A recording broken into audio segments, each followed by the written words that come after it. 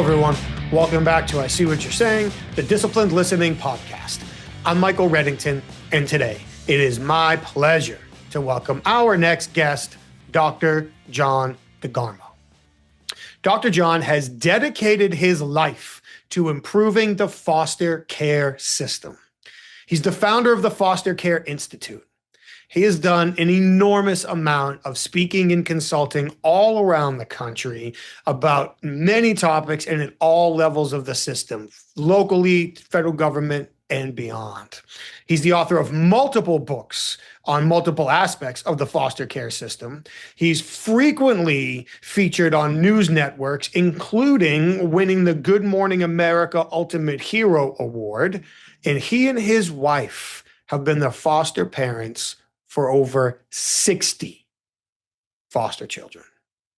He is truly dedicated. He lives and practices what he preaches, and he shares all that he has learned.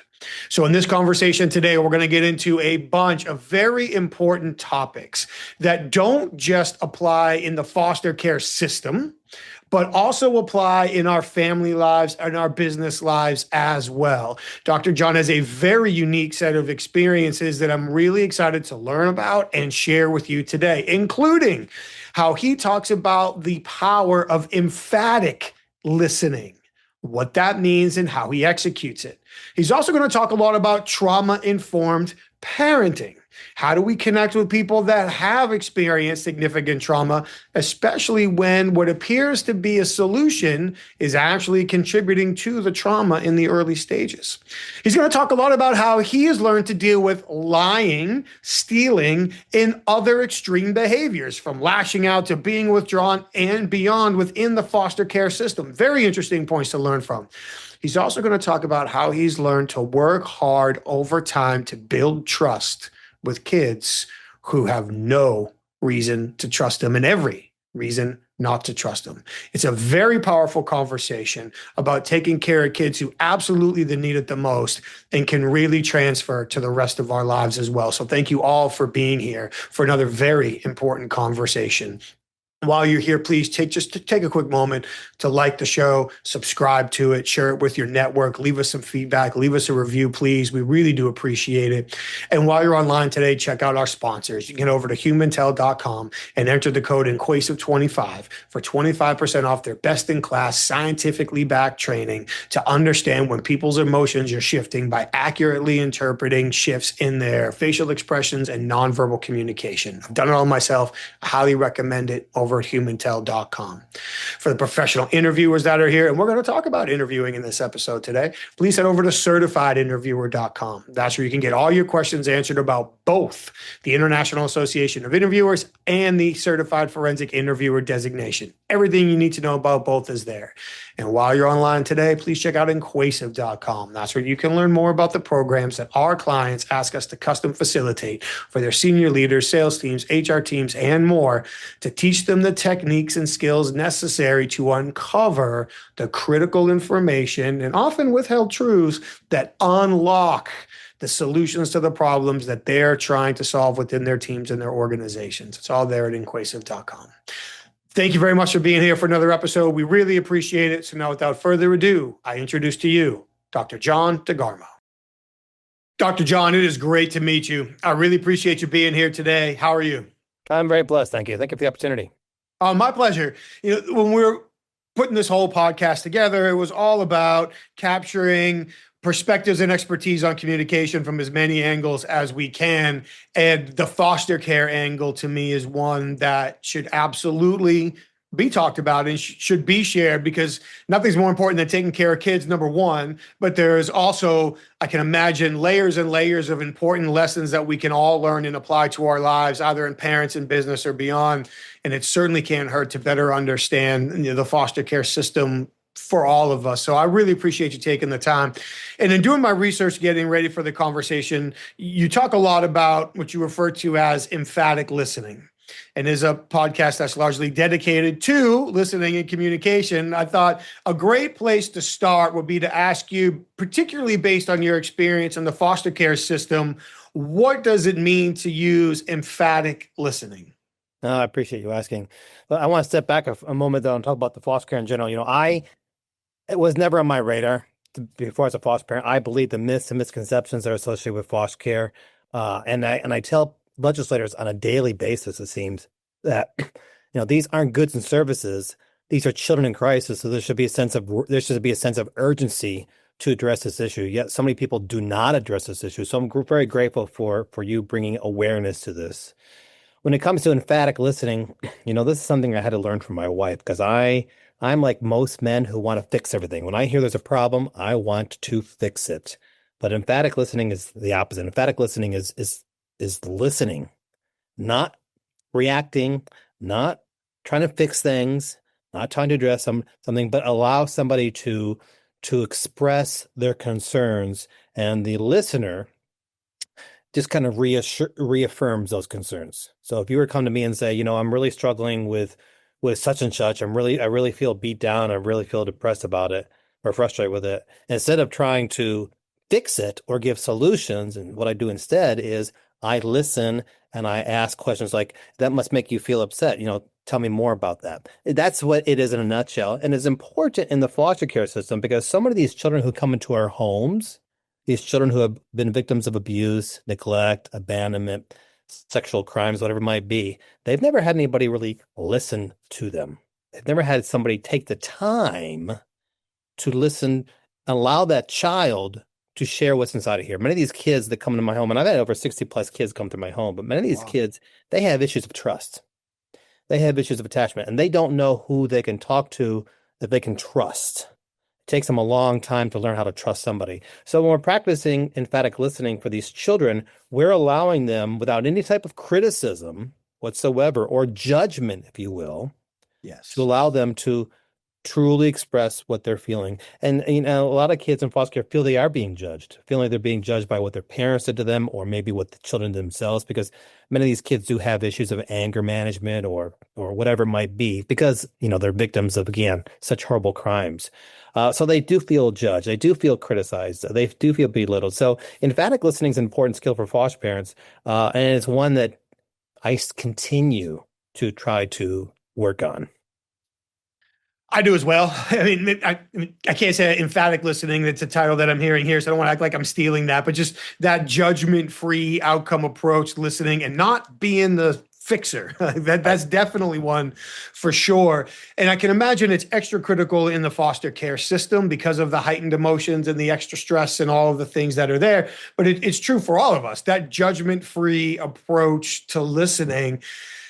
In your experience, having over 60 kids in your home come through your home is amazing to stop and think about in and of itself.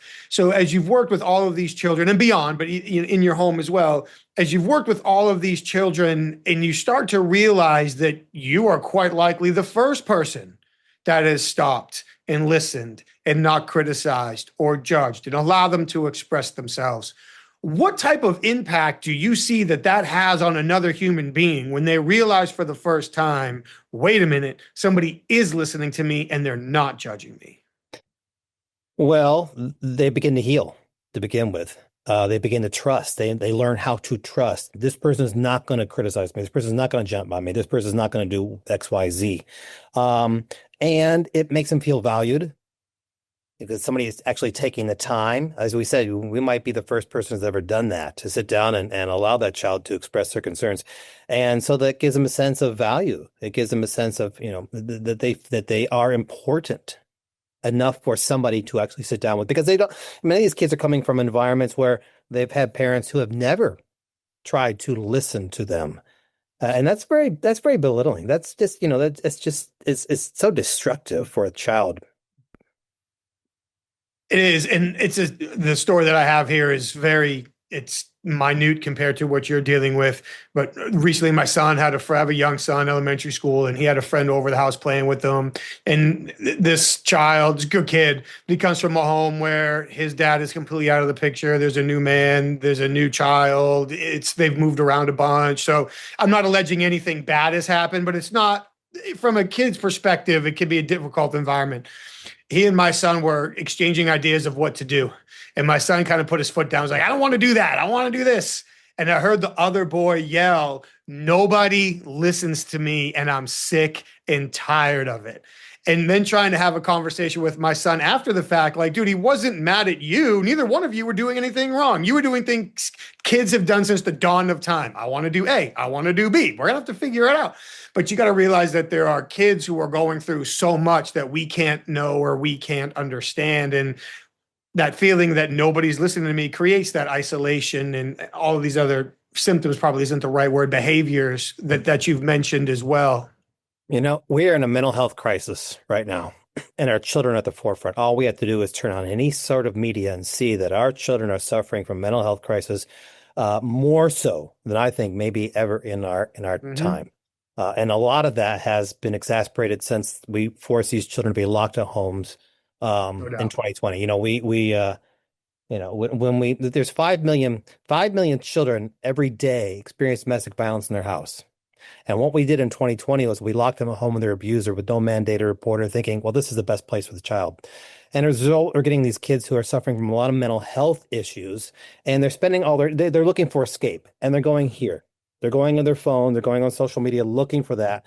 But, you know, they're looking for that person who will listen to them, listen to their pain, their suffering.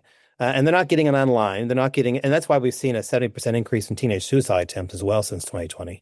And so that emphatic listening is so important for those children, that child who just wants to be heard. Like you said, I want someone to listen to me.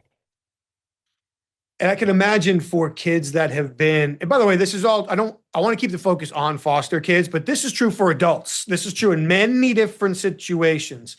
If you have a child who develops an expectation that people are not going to listen, that people are not going to care, that people are not going to support me, that I cannot trust the adults. That expectation is built on experience over time.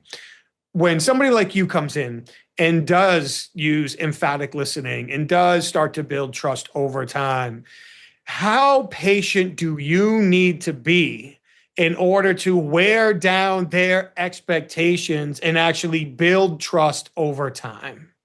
Well, one of the things foster parents have to have is patience, because it is, 60 plus kids, they may have come from similar experiences, but every child is different. Every child's unique, which means every child's going to react to it differently as well.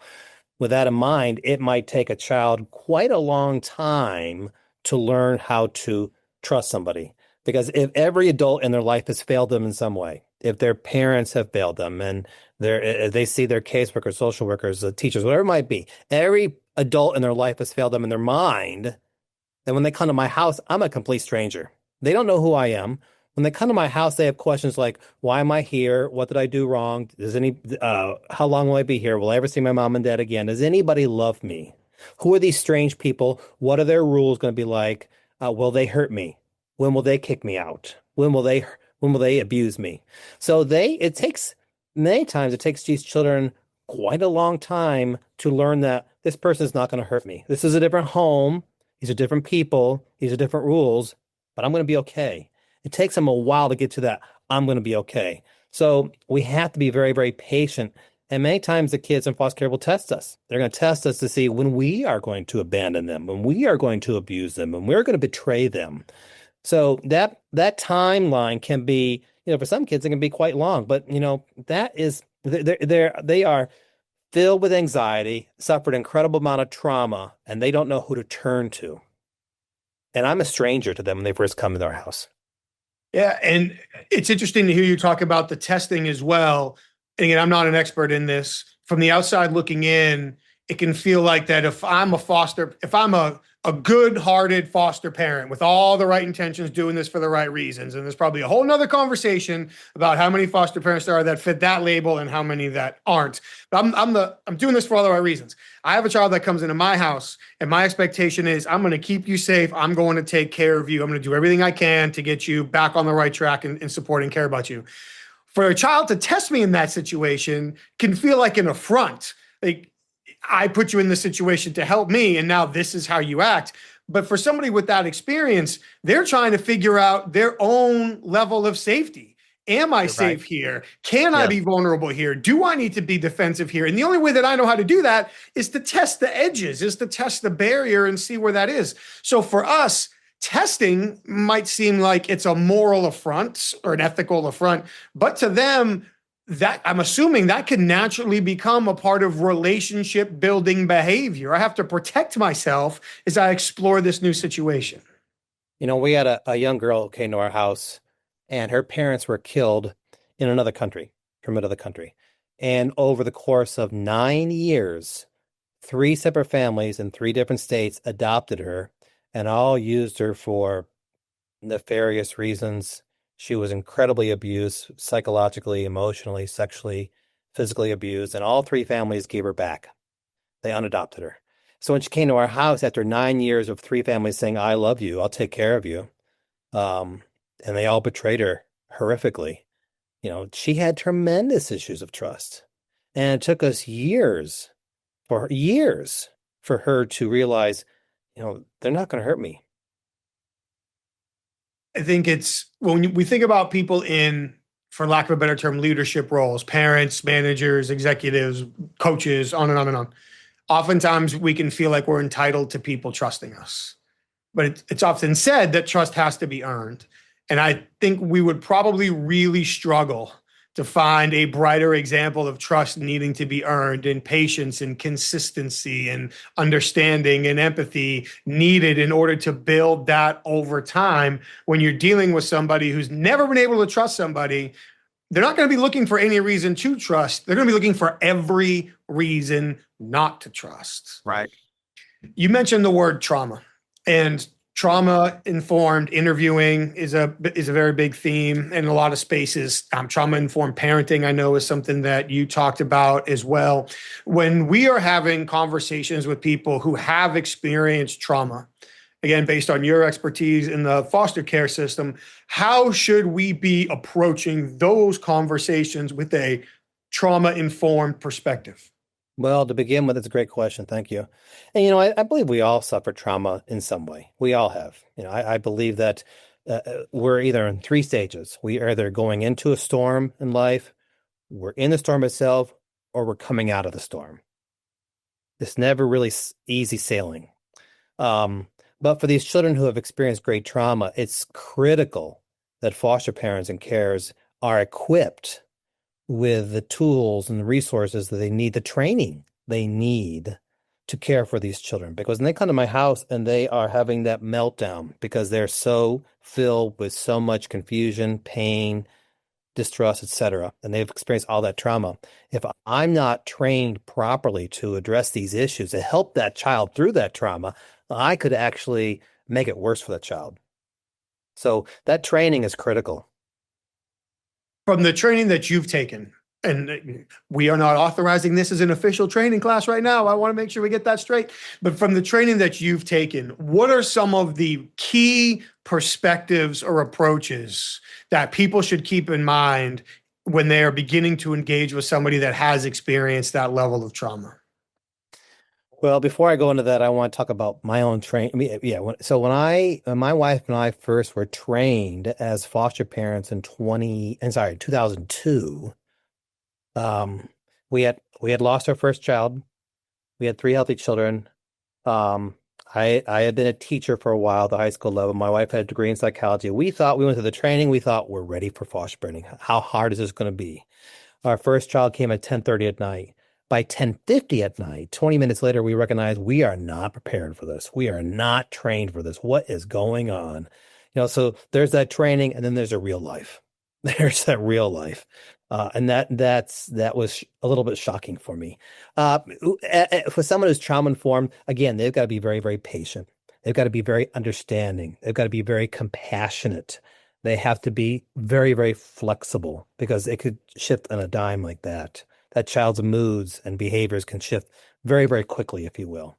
They have to be understanding. When that child is, many times kids in foster care are going to come in with one of two ways. They're going to be having tremendous behavior issues, or they're going to be withdrawing. They're going to be lashing out or withdrawing. So I have to quickly shift, and I have to address each one. And we have to, again, give them that gift. I think it's a gift of time. We've got to give them that gift of time again, or I'm going to point to it again, recognize for them, most importantly, that this is a place where I'm not going to be hurt. And now I can begin to heal. And then we can begin to address it. So the first thing a foster parent has to do is give that child the time to recognize, all right, their rules might be a bit strange. These people, I'm not used to this. Because many times these kids are coming to my home and they've never had stability, structure, consistency, expectations, rules, nurturing, love. So it takes them a long time to understand all of that before we can begin to address their trauma. All extremely important points. You mentioned the withdrawing and the lashing out. If we could approach those one at a time, I guess starting with being withdrawn, when you are trying to draw somebody out of their shell over time, no doubt. How do you typically engage with somebody who has every reason in the world not to trust you and begin to draw them out of their shell? Well, I try to find what they're interested in, and then I try to focus on them. Or I try to get, if they're interested in football or basketball or painting or art, then we try to, show interest in that as well and encourage that. We will ask them what their favorite meals are and try to and ask them if they want to help us with that. If they need time in the room alone because they need to try to understand all the feelings that are swirling through them that they can't process or understand, we give them that time as well in their room. And yeah, so those are some of the key things that we do. Show interest in them as a person. Allow them some choices. Maybe we can't have this for dinner, but we can have A or B instead. Which one would you like?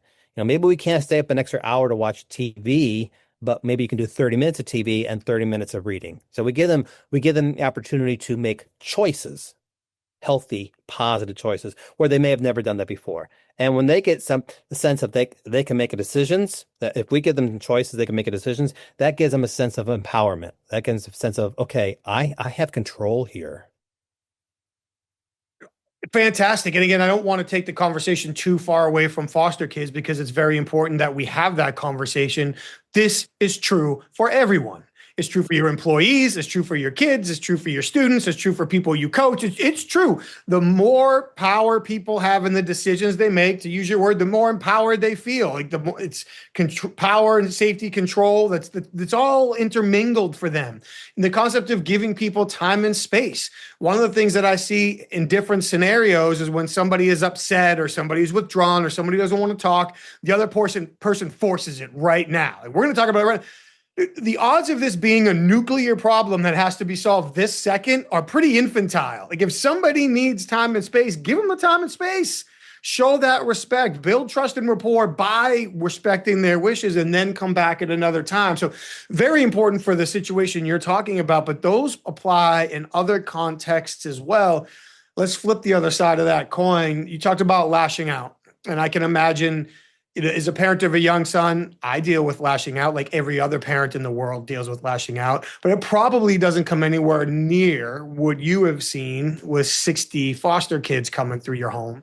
So if you could walk us through what you view as lashing out behaviors, we don't need every specific example, right? But what constitutes lashing out for you?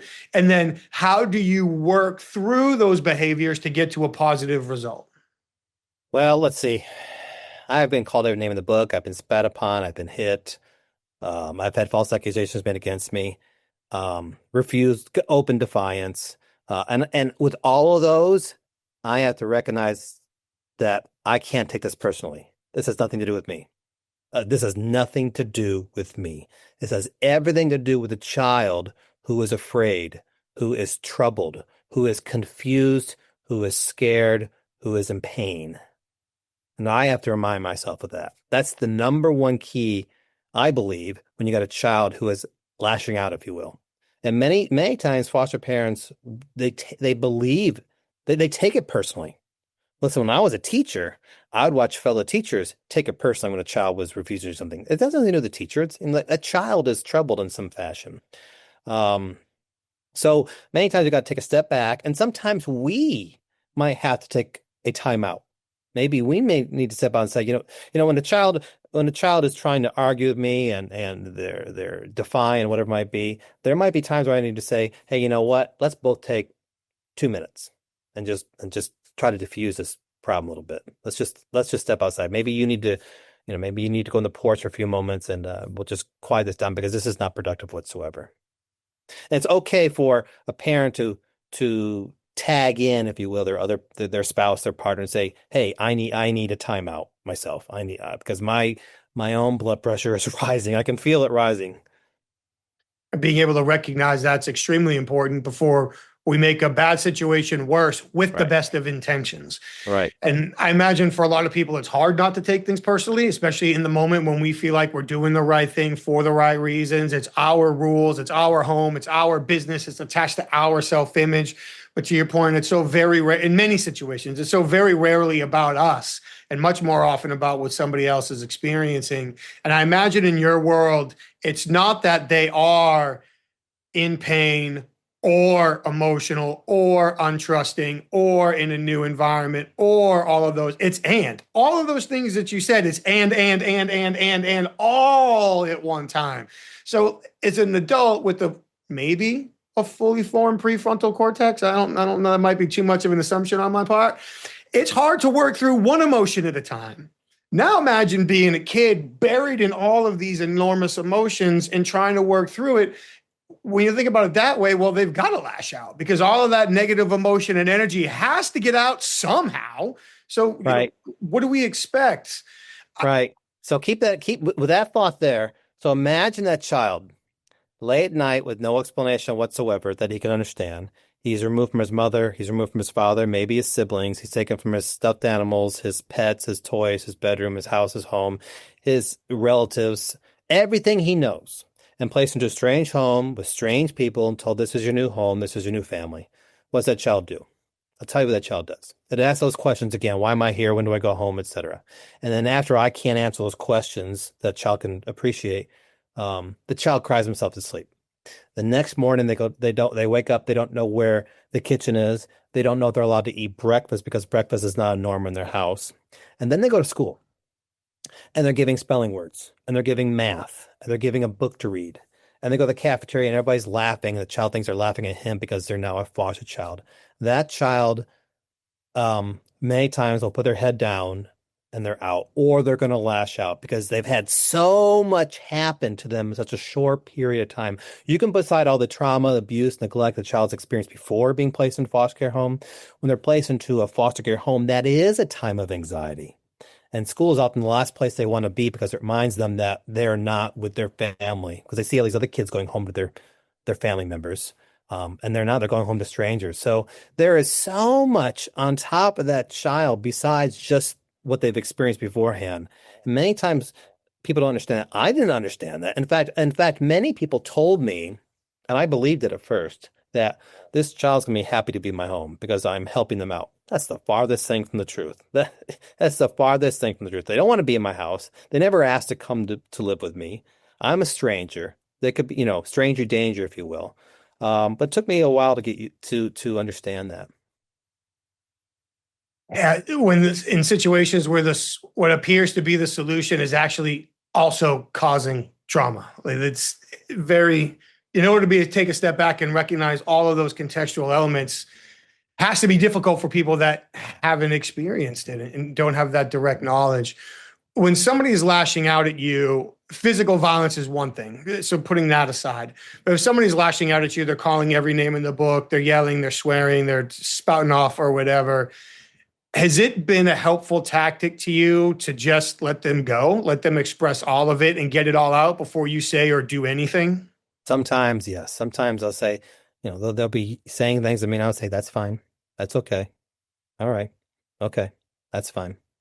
Um, yeah, because sometimes I do need to get it out. Now, at some point, we may have to just say, if it's going on and on and on, or maybe several days, or they cross a boundary and say some things that are dangerous, perhaps to myself or my family or to that child, then we may have to intervene. But yeah, sometimes it's necessary for that child to just release.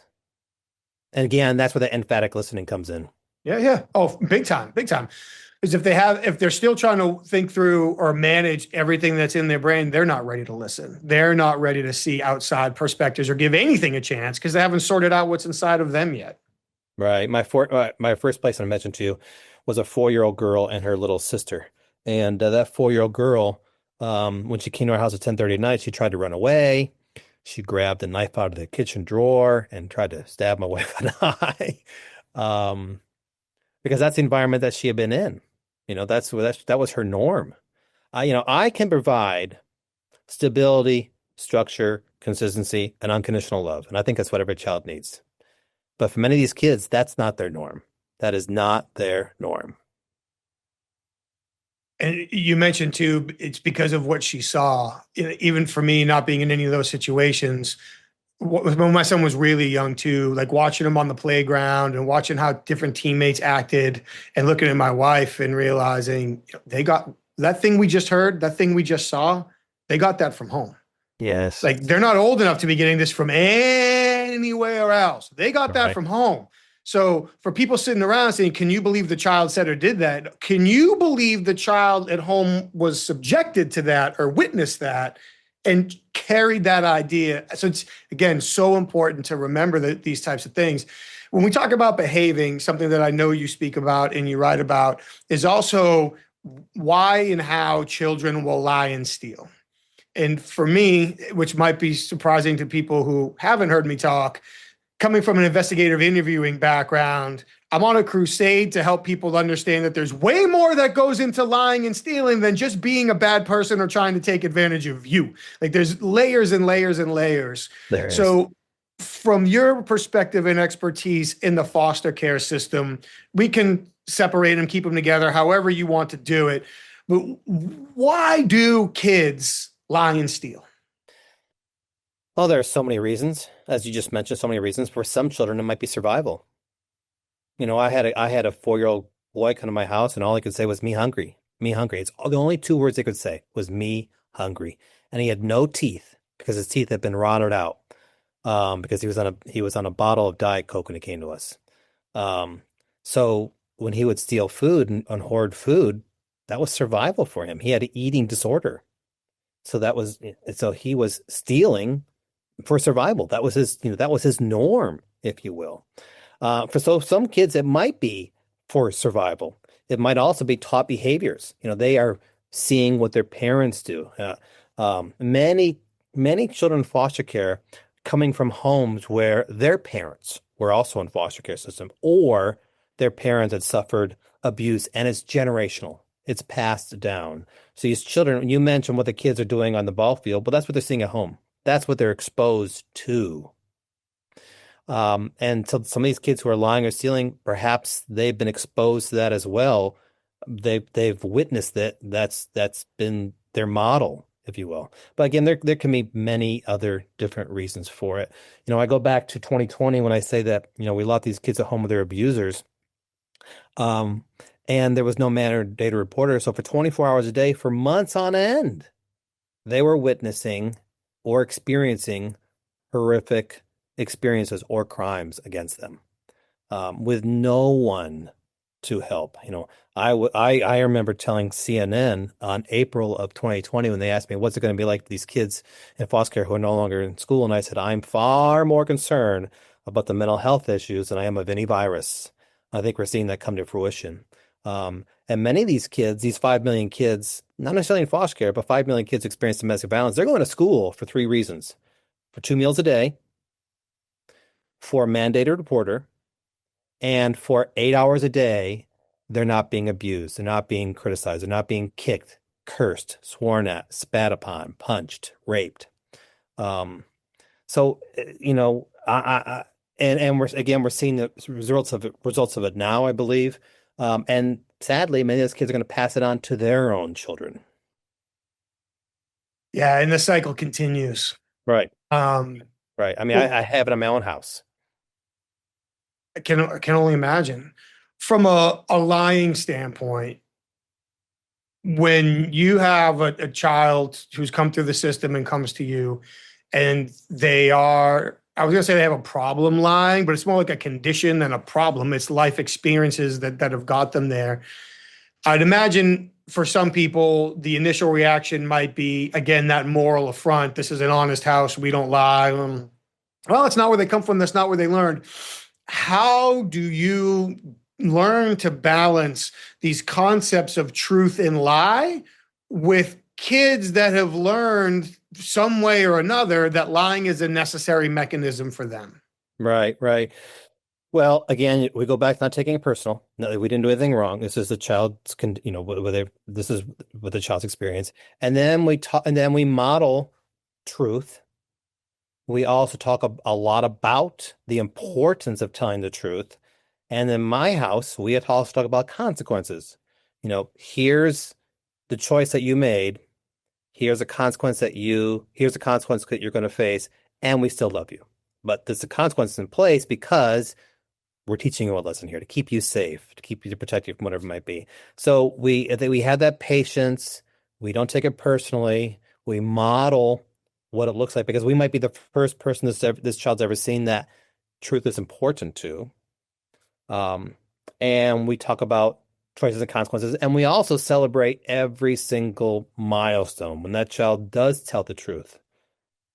We celebrate that. I might say something like, I can tell that you were thinking about not telling the truth, but I know how hard it was for you to tell us the truth, and we're going to celebrate. We're going to celebrate. Stay up later, half an hour to watch TV, ice cream sundae, whatever it might be. Let's go play basketball, whatever it might be. So we celebrate those small victories. That positive reinforcement over time, I imagine, is extremely important. Yes, because some of these kids don't get it. Probably never had it. Right. And I'm not anti-punishment. I'm not anti-consequences. I don't want to come off that way. But I feel like when people focus on punishment and consequences, you're not developing the right behaviors. In many ways, we're enhancing their skill to continue to commit the wrong behaviors because they're not motivated to change their behavior. They're motivated to avoid the consequence. And those are two entirely different things. But by modeling and by having the conversations and having the consequences, those are fair. But reinforcing the positive shows that you do care, that you are listening, that it is important, that there are rewards. And that's a super critical component that often gets overlooked, I'm assuming more often than not, by people who do take it personally all the time and can't recognize that it's almost never about them. And it's almost always about the other person, child, needing to protect themselves from something real or perceived in a given situation. Yes, I quite agree. 100%. Well said. Thank you. So I imagine a lot of work that you do is also education and advocation. Another word that we could throw around that I don't like how it's used anymore is influence. Influencing people in relation to their understanding of the foster care system and improving it. So as you've gone out to educate audiences and to work with lawmakers and to spread the word of what needs to be done, what have you seen to be as effective methods to educate and advocate simultaneously? Storytelling.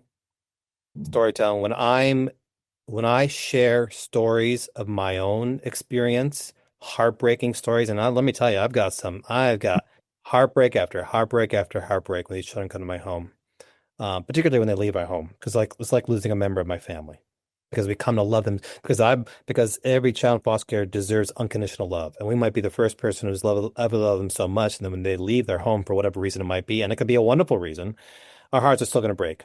A foster parent's heart's a lot like a quilt with patches placed over it. We suffer from compassion fatigue, secondary traumatic stress. And I love that term, compassion fatigue. Fatigue, exhaustion from compassion, from caring, exhaustion from caring. So I tell stories that I know are going to open up people's hearts. And many times I'll hear people say to me afterwards, I never knew that. I never thought about that before. I never experienced it before. I never thought that would happen. And I show my vulnerability to the audiences, and I'll openly cry in front of them because some of these things are so painful. But I think that opens a door to awareness, and I believe awareness equals advocacy. Not everybody can be a foster parent. Not everybody should be a foster parent. It's the hardest thing I've done. The hardest thing I've done. It's been the most rewarding thing by all means. But I also believe everybody can help a child in some way. So when I bring awareness to these issues, I'm hopefully creating more advocates for these children who can help in different ways, maybe being mentors or sponsors or tutors or providing bags filled with school supplies or bags with hygiene items. Because when the kids come to my home, many times they just have their clothes in their back and that's it. Or maybe some stuff shoved in a black plastic bag.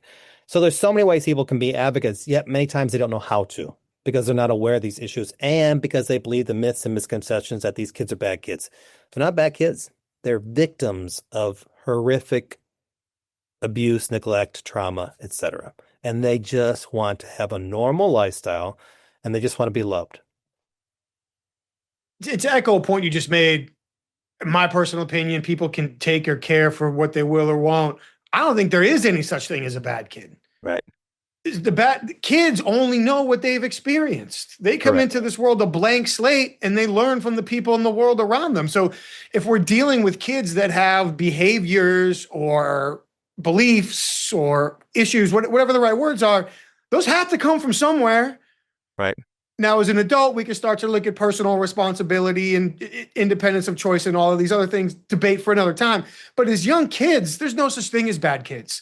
There are kids that have been taught, conditioned, exposed, survived, whatever group of words fit. And now we are seeing the outward effect of all of that. So when you talk about awareness and advocacy, I'm going to specifically ask for foster care, but I'm imagining the same principles would apply in many different situations. How do we turn awareness into action? Yeah, people often ask me, what can I do? What can I do? Well, you can legislate. You can contact your legislation. You can bring awareness to other people. You can host meetings, and I listed a whole bunch of other things that you can do. One of my books is called "The Church in Foster Care" because I believe the government can't do it by itself. It has failed. It's failed to do it by itself. But we don't have to go to Honduras or Nicaragua or Venezuela to find a mission field when there's a mission field in our own backyard. You got 5 million children experience domestic violence in their house. You have 300,000 children who are victims of human trafficking in our nation, which that means it's every single community. So there's an opportunity for faith-based organizations to step up and say, you know what, we can help not only the foster parents, but the children and their birth parents as well through a number of ways. So there are just a lot of ways that people can help. A clothes closet. Somebody could open up a clothes closet. One of our things that our church did was, through my prompting, was we had a suitcase drive, and every child who left foster care system in our county, every child that left to go back home, they were able to take their stuff in a brand new suitcase. Because when they come to my house and their belongings are in a black plastic bag, that tells them that they're trash. That tells them that they're garbage. So when they go back with a brand new suitcase, it gives them a sense of self-esteem. Wow, I'm important enough to have a suitcase. Look at this, and they take pride in that. So that's just one of the many, many ways people can turn that awareness into advocacy. So there were so many points there to go back and think about. But your comment, and I can only imagine what it's like as a young kid to be told, grab what you can, put it in this black bag, we're leaving now. So now the things I care about the most that I could reach are in a trash bag, which to your point could mean that I'm now trash. When we stop to think about the power of the symbols in our environment, for any of us, but especially for these kids, to show up with a trash bag and to leave with a suitcase, that's not an eye roll moment. That's not insignificant. To your point about self-esteem and self-identification, that's a leap. That's a graduation. That's an improvement of my circumstances. And right. to find the opportunity to provide people with the physical, the tangible symbols that express their growth is so important. Right, right. It gives that child a sense of value as well. I am important enough for a brand new suitcase. That goes a long ways towards helping a child heal and learning a child how to trust. Sometimes the little things make the biggest difference. Right. You had mentioned something earlier, and then again, when you mentioned the statistic about human trafficking, which is just appalling. And earlier you talked about when kids are making comments, but sometimes there could be indicators that something dangerous could happen, and then you need to intervene. Without necessarily being too specific, are there particular indications that you listen for and that you look for to try to recognize this is graduating from withdrawn behavior or lashing out behavior to something serious could happen? They might hurt themselves, they might hurt somebody else, somebody might be grooming them, trafficking them. Or are there some of those situations or indicators that are not only important for you in the foster care system, but are important for any of us who parent, coach, teach kids? Yes. In one word, yes. I sadly, I can spot a child and under a minute, pretty much determine this child's a victim of child sex trafficking or not. This child is being groomed or not. Yes, there are very, very clear signs.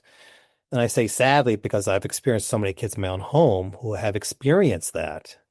Um, it's heartbreaking. It's absolutely heartbreaking. So many kids. Um, but I didn't know those signs before him. I didn't know those signs. I didn't recognize how human trafficking was such a huge crime. It's the number one global business because I can take this phone and I can sell this phone one time, but I can sell a child 10 to 12 times a day, 7 days a week, 10 years. So it's a lot different than drugs because I can sell that drug one time, but that child can be sold over and over and over and all day long, all week long, all monthly long, all year long, all life long, if you will. Just it's disgusting to think about. The words I'm about to use might sound impersonal, but I don't mean it that way. Because when I think about learning, I think about collecting data. And so for me, yeah, there might be some signs I can pick up on an abused child from different investigations I've had and different trainings I've been a part of. But you have the data set. And that's the phrase I don't mean to sound so impersonal. But you've had so many kids, you've had so much experience. If you were to tell parents, coaches, caring adults to look or listen for a few warning signs, what would be the most important ones you think that we should look for?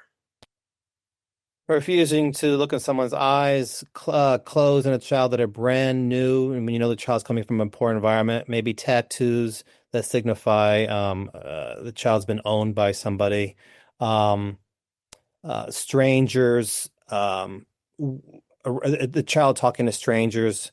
I have a whole bunch on my website that you can look into, but Okay. those are a couple right there. Okay. I'll make sure that, I mean, I'm going to include your links in the show notes anyway, but I'll make sure I'll find that link and I'll put that link specifically in there as well. Is that just as a parent, I feel like people who know to look out for those things can be more effective because if you've never been exposed to it, if you've never been aware, if you had no idea, it's easier to miss, it's easier to ignore, it's easier to rationalize, it's easier to assume that there's another explanation for it when many times there's not. Speaking of your website, I could keep you here all night because I really do believe this is such an important conversation to have. And I've been taking notes. You've shared so much wisdom and experience with us. I know there's a ton of information on your site. When I went to it to start to prepare for this conversation, I was like, whoa, I can be here all day.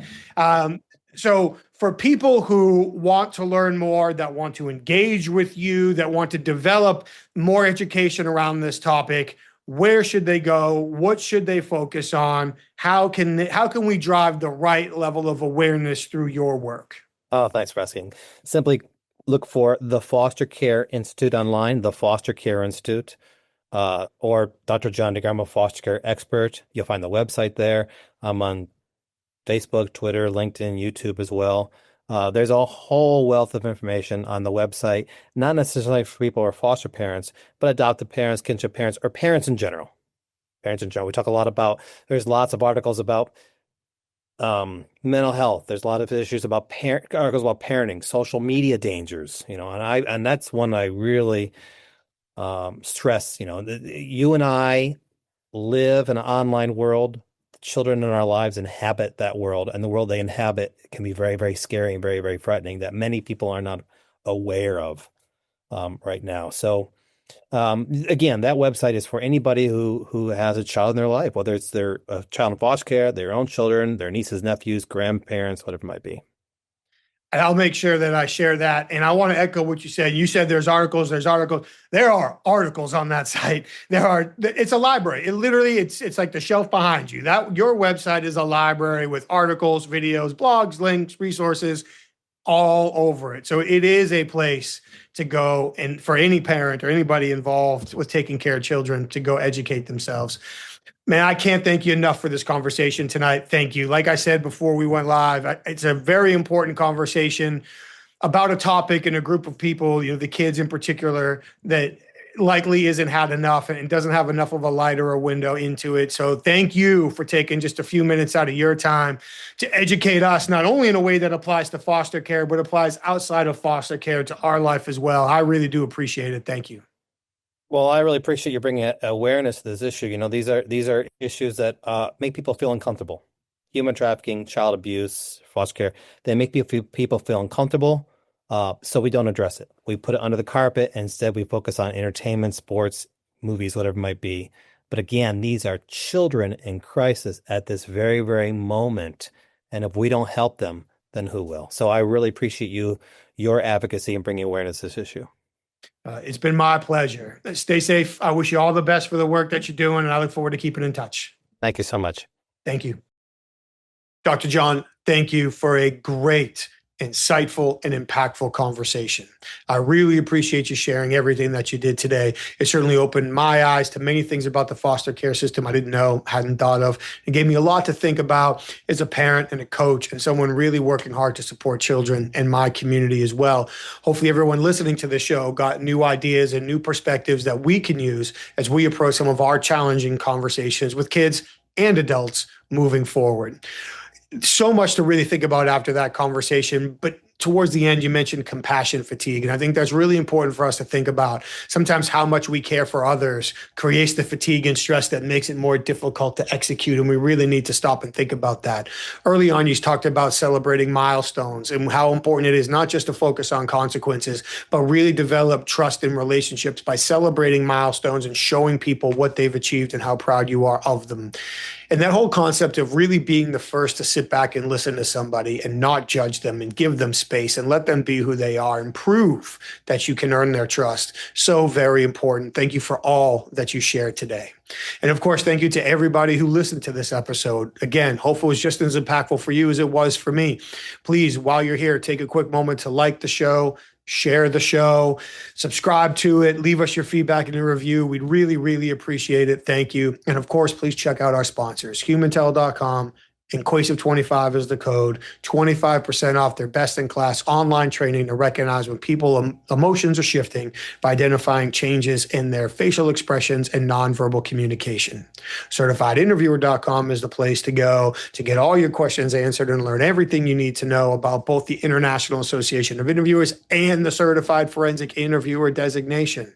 And Inquasive.com is where you can learn more about the programs that our clients ask us to custom facilitate to their senior leaders, sales teams, HR teams, and more to teach them how to unlock hidden value in all of their high impact conversations. We appreciate you being here for another week. Thank you very much. Stay safe, take care of each other, and we'll see you next time.